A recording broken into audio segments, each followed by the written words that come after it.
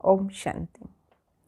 मनन शक्ति द्वारा बुद्धि को शक्तिशाली बनाने वाले मास्टर सर्वशक्तिमान भव। मनन शक्ति बुद्धि का भोजन है जो बुद्धि को शक्तिशाली बनाती है। मनन करना माना मंथन करना, क्योंकि जब तक कोई भी चीज़ जैसे दही को मथा और मक्खन निकल आया, तो एक बहुत सुंदर बात बाबा हमेशा समझाते इस पर कि मंथन करते हैं तो क्या होता है। मंथन करने से लस्सी अलग हो जाती है, मक्खन अलग हो जाता है। तो इसी प्रकार ज्ञान का मनन चिंतन चलना शुरू होता तो व्यर्थ की लस्सी खत्म हो जाती है, वो अलग हो जाती है। समर्थ निकल कर अलग मिलता है, अर्थात दुख, अशांति, परेशानी ये भी अब धीरे धीरे दुख हटता जाता है। खुशी का मक्खन मिलने लगता है, तो सदा खुशी और आनंद में रहते हैं। तो ये बुद्धि के लिए खुराक है। भक्ति में सिमरण करते थे, ज्ञान में मनन करते हैं, तो मनन एक शक्ति है। तो जैसे सिमरण करने में एक समय देते थे, है ना, एक स्पेशल टाइम निकालते थे, तो ऐसे मनन करने के लिए स्पेशल टाइम नहीं, कुछ भी कार्य करते हुए साथ साथ ज्ञान का मनन चिंतन चलता रहे। तो वो मनन चिंतन हमें समय समय पर अलग अलग अनुभव कराता है। और अमृत वेले से ही शुरू करो।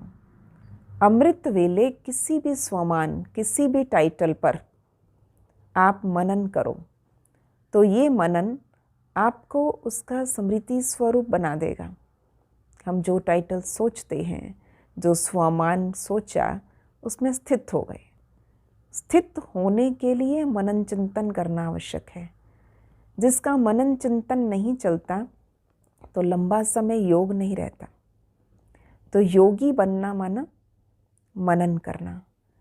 तो मनन करना हमारे एक आदत बन जाए, एक हमारे ब्राह्मण जीवन का फीचर बन जाना चाहिए, क्योंकि यही खुशी का आधार है। तो कैसे हम खुश रह सकते हैं?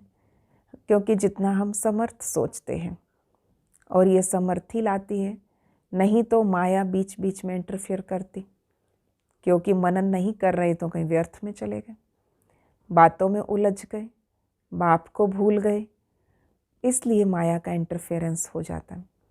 और मनन चिंतन करने वाला सदा श्रेष्ठ संकल्पों में रहता है, तो माया उनका कुछ भी नहीं बिगाड़ सकती। तो माया शक्तिहीन हो जाती है। अगर शक्तिशाली बनना है तो स्वयं को श्रेष्ठ से श्रेष्ठ ज्ञान रत्नों के चिंतन मनन में बिजी रखना है।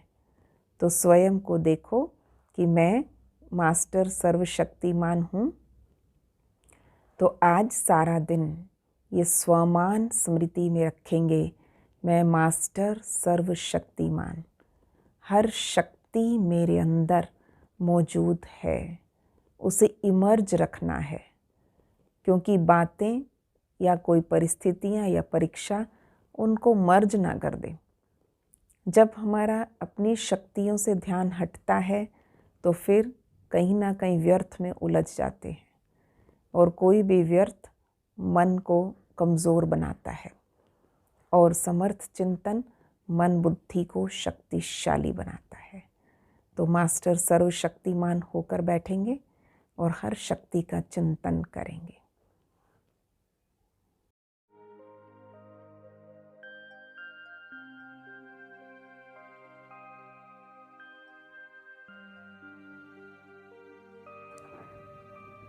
ओम शांति। सर्वशक्तिमान की संतान इस हाईएस्ट पोजीशन में बैठे कि मैं मास्टर सर्वशक्तिमान हूँ।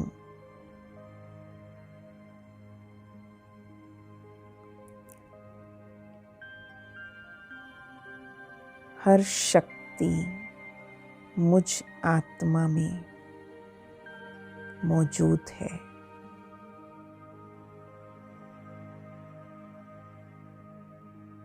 सर्व गुणों और सर्व शक्तियों को लेकर इस संसार में आत्मा उतरी, दैवी शरीर लिया।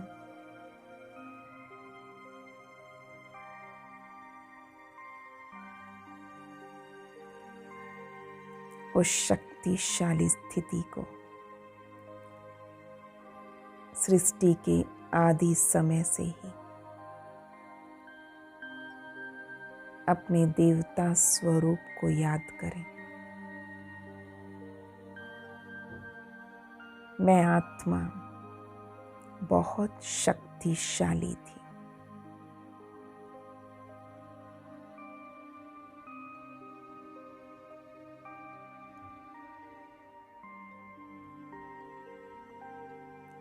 मध्य स्वरूप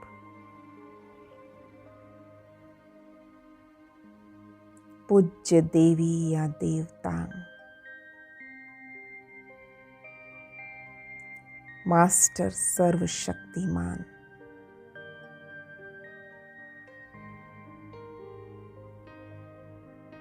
शिव से शक्ति लेकर शिव शक्तियां बने।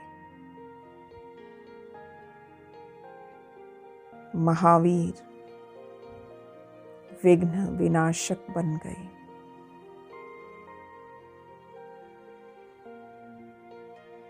भक्त अपने कार्य पूर्ण करवाने के लिए कभी विघ्न विनाशक की, कभी महावीर की, संकट मोचन की, कभी शिव शक्तियों की आराधना कर रहे हैं। अपने उस शक्तिशाली स्वरूप को याद करें।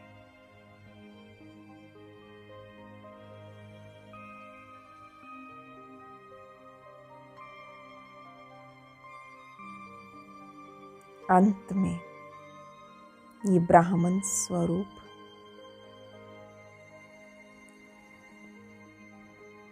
सर्वशक्तिमान की छत्र छाया में आ गए।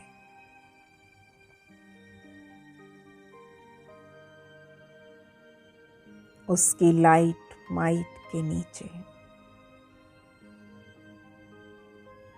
महसूस करें अपना मास्टर सर्वशक्तिमान स्वरूप।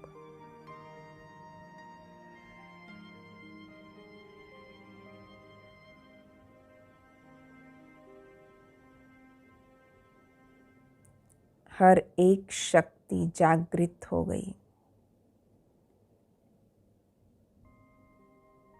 समेटने की शक्ति,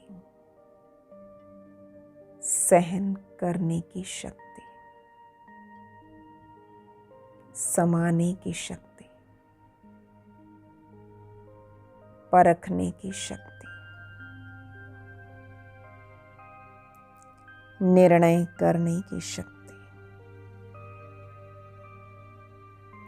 परिस्थितियों का सामना करने की शक्ति, सहयोग देने लेने की शक्ति, विस्तार को संकीर्ण करने की शक्ति, सर्व शक्तियां मुझ आत्मा में निहित है। इस लाइट माइट स्वरूप में टिक जाएं।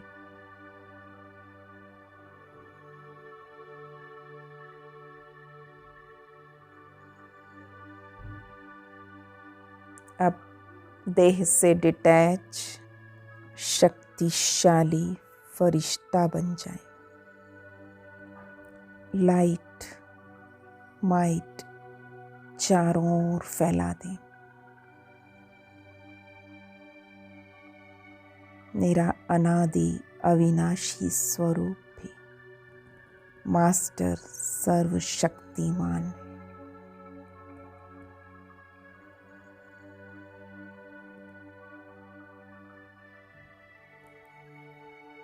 ओम शांति।